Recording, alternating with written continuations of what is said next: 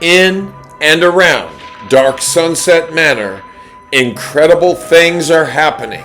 We have a menacing vampire, an equally menacing werewolf, and what appears to be a fire raging in a secret room.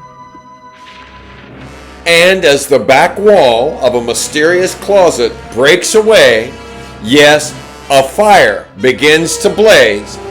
This as Malcolm Merriweather and Joseph Pennywise stare in disbelief. And at the humble home of Andrew Houseman, vampire Craig Jennings is an unexpected and unwanted house guest. This as the first rays of dawn begin to shimmer. And as they do, Nurse Nellie Vauban, facing a marauding beast, who is really Chris Jennings transformed into a werewolf, is armed and ready with her taser, and Chris Jennings, little dreaming what she's armed with, or that dawn is coming, continues to menace her. Nurse Nellie takes aim and fires, and Chris Jennings, as the werewolf, reacts. Meanwhile, Malcolm Merriweather and Irving Pennywise, spellbound by a mysterious fire in a secret room, become even more spellbound when that ghostly figure appears amidst the flames.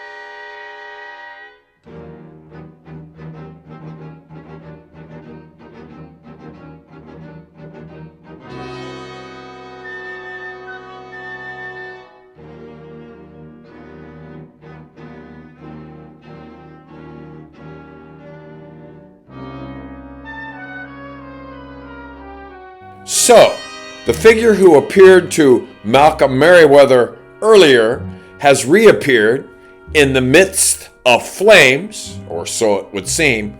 I'm Rob McCool, owner of Dark Sunset Manor. No one at Dark Sunset Manor knows that I exist, but I see all and I hear all, and I also know that this ghostly figure is about to speak. You should not have come here. You must leave now. And as the two men listen to the spectral figure, suddenly the flames cease. And the figure disappears. The closet reappears, leaving Malcolm Merriweather and Irving Pennywise even more confused. And as dawn's early light begins to glimmer over Andrew Houseman's tiny abode, where vampire Craig Jennings has arrived for a quick bite. So yes, front desk attendant Andrew Houseman, I need to finish what I started before my Aunt Hilda interrupted me.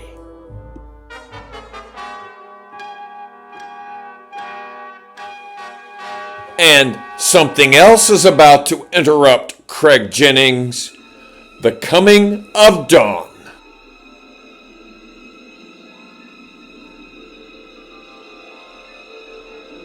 Whoa! The sun. It's my enemy. I have to go, but I'll be back. And the rising sun proves equally troublesome for Craig's twin brother Chris, who is intent on harming Nurse Nellie Vauban, who has her taser. However, the gleaming sun is her warrior, driving away her enemy, for Chris Jennings is fleeing from the scene. This makes Nurse Nellie Vauban very happy, but she also has a sobering thought. He will be back. Meanwhile, back in a secret passage, which is adjacent to another secret passage, we have Malcolm Merriweather and Irving Pennywise, who are perplexed by the reappearance of a mysterious closet. Mr. Pennywise, I don't hear the music. It's like that mysterious room never existed. Yes, but now, Malcolm, we know that you were right. There is a secret room behind this closet. I have to get back, though. There's nothing happening right now. I have an assisted living facility to run. Also, that electrician is waiting on us. We need to get back. I agree with you, Mr. Pennywise. I also need to get back. I need to check on my grandmother, Octavia Merriweather. So the two men depart this adjacent secret passage, one to take care of business, the other to take care of a personal matter. And as the sun rises on dark Sunset Manor, apparent motion, it is more than just a reference to the Earth's revolution on its axis from west to east. It is also a metaphor for new things coming to dark Sunset Manor. For a moving van is arriving at dark Sunset Manor, bringing a most unusual new resident. Meanwhile, at the ramshackle home of Chris Jennings, in the equally ramshackle basement, in a dark alcove, Chris Jennings also has a new resident, one he doesn't know about yet. And upstairs, Chris Jennings returns from his night of rampage with no memory of his actions as a werewolf. And in Hilda Schroeder's residence at Dark Sunset Manor, Hilda is wondering, did my nephew Craig Jennings make it safely back to his casket? Did my nephew Chris Jennings survive the night as a werewolf? Maybe I should pay an unexpected visit on them both. And in her quaint studio apartment, Nurse Nellie Vauban is still trying to recover from what she saw, a beast, a wolf who walks like a man, although she has no idea it was Chris Jennings.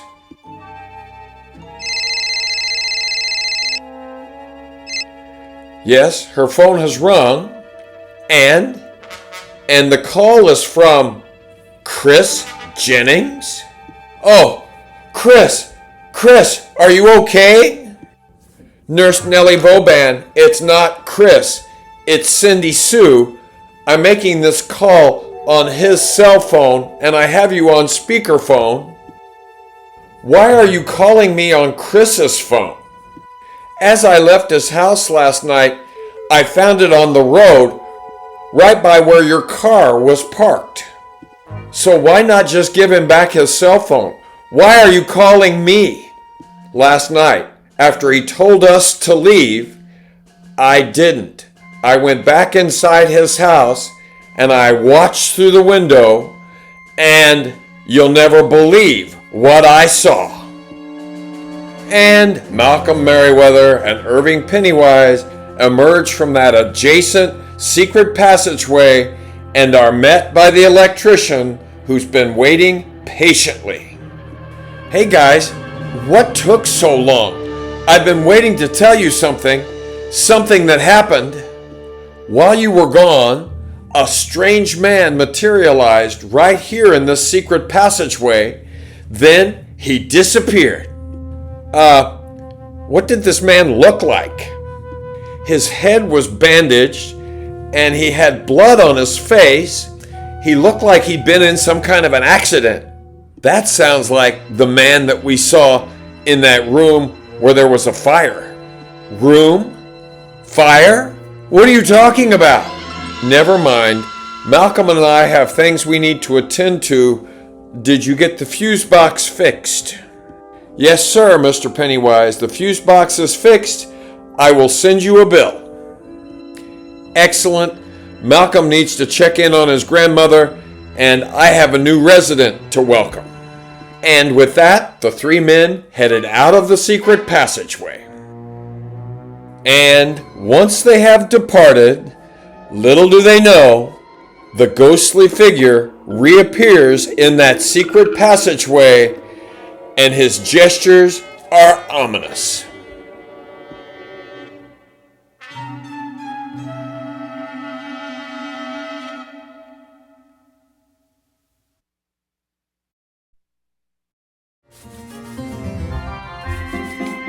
Oh yeah, I'm just getting warmed up, and I'm hoping you will like this video, subscribe to my YouTube channel, and click on the bell so that you know every time I upload a new video.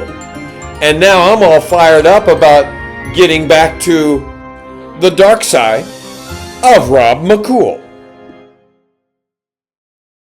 And front desk attendant Andrew Houseman's house is drenched in sunshine, bringing him comparative safety. However, the wounds on his neck are of great concern.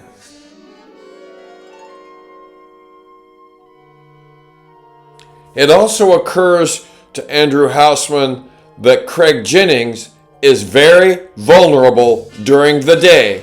So Andrew Houseman makes a beeline for Chris Jennings' house. However, it's Aunt Hilda Schroeder who arrives at Chris's place first. Oh, Chris, I'm so relieved that you're all right, after last night's full moon.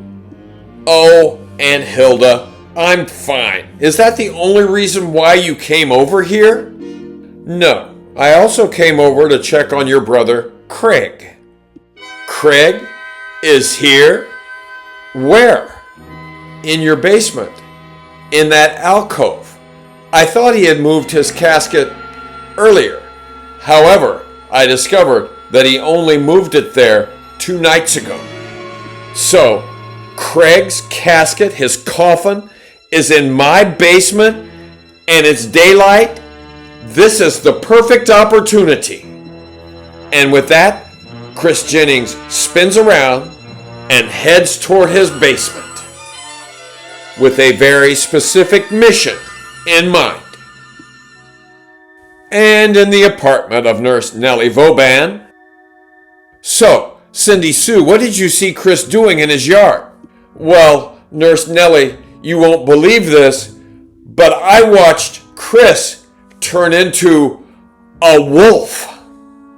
Oh my gosh, Cindy Sue, I saw a wolf too. A wolf that menaced me while I was in my car. That settles it then. Nurse Nellie, I'm going to call the police. And at the home of Chris Jennings, just as Andrew Houseman arrives, Chris Jennings is zeroing in on his brother's coffin, and in his hands he has a stake and he has a mallet. And that mission is the destruction of his twin brother, Craig Jennings.